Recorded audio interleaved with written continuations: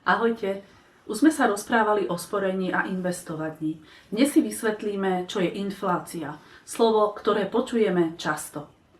Čo to teda je? Inflácia znamená, že ceny vecí rastú a peniaze strácajú hodnotu. Čiže za rovnaké peniaze si kúpiš menej. Napríklad, pred 5 rokmi stála čokoláda euro, ale dnes stojí euro 50. Ak si peniaze len odkladáš, napríklad do prasiatka, ich hodnota klesá. Prečo ale vzniká inflácia? Tak poprvé, je viac peňazí v obehu, čiže štát vytlačí veľa peňazí.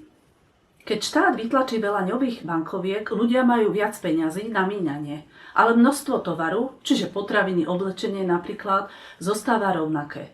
Prečo to teda spôsobuje infláciu? Ak je veľa peňazí a málo tovaru, ceny rastú, lebo každý chce nakupovať.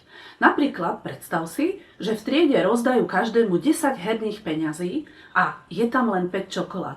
Všetci ich chcú, takže cena čokolády stúpne.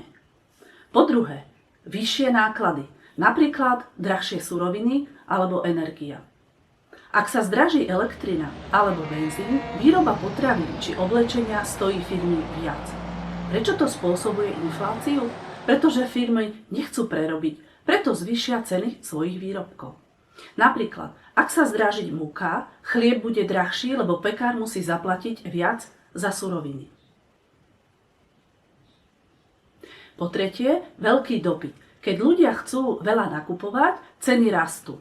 Čo to znamená? Keď je niečo veľmi populárne, napríklad nová hra, telefón alebo nový model tenisiek, veľa ľudí to chce kúpiť. Prečo to spôsobuje infláciu? Lebo obchodníci zvýšia cenu, lebo vedia, že aj tak to predajú.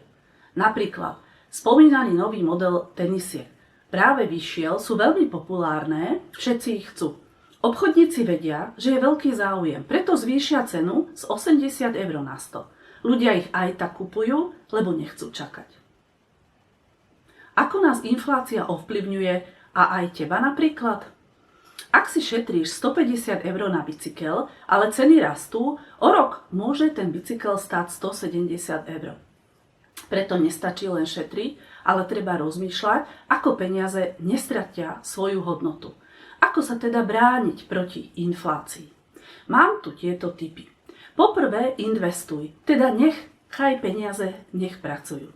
Čo to znamená? Ak peniaze teda ležia v prasiatku, ich hodnota klesá kvôli inflácii, investovanie znamená, že ich vložíš tam, kde môžu časom pribúdať a teda, čo ti prinesie zisk. Mám o tom aj video, môžeš si ho pozrieť. Ak odložíš napríklad 10 eur mesačne na sporiaci účet s úrokom, za rok budeš mať viac ako 120 eur. Ale ak ich necháš doma, bude to stále len 120 eur, ale ceny medzi tým stúpnu.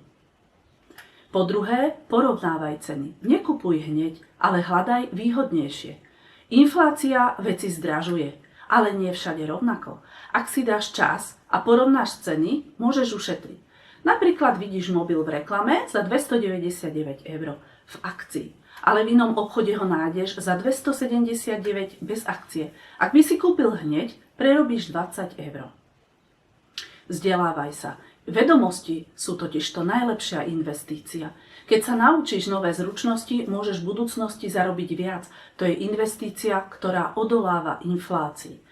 Napríklad, namiesto toho, aby si minul 20 eur na sladkosti, kúpiš si knihu o grafike alebo kurz programovania a o pár rokov môžeš tieto zručnosti využiť na brigáde alebo podnikaní. Tak čo dodať na záver? Inflácia je dôvod, prečo sa hovorí o investovaní. Peniaze časom strácajú hodnotu, ale ty môžeš byť múdry a pripravený. V ďalšom videu sa pozrieme na históriu peňazí.